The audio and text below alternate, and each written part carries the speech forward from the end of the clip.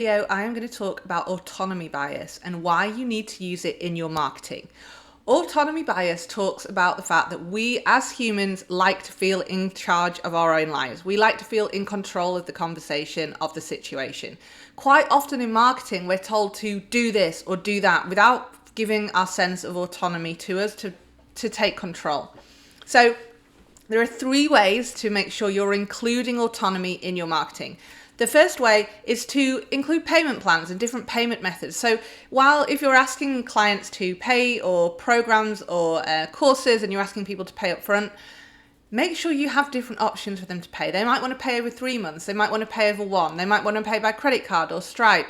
There's lots of different ways. If you can give someone the autonomy to choose how they pay, they are going to feel a lot more in control of the situation. The second autonomy bias you can use in your marketing is about being the right fit. So we are not trying to make people click buttons that they don't want to click. What we want to do is make sure that your reader understands if they are a right fit for what you offer. Make sure you say this is right for you if, and this is not right for you if. So the reader really feels in control. They know they are making the right decision for them and they are not going to get kind of coerced into making a decision that isn't right for them.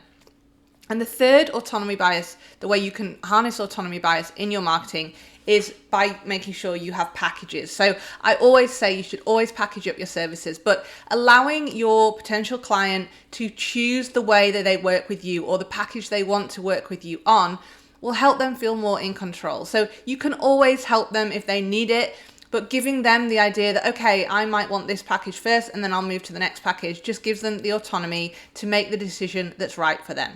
So it's really important, although we want to include really strong call to actions in our marketing, we also want to make sure that we are giving our reader or potential client the autonomy to choose for themselves as well.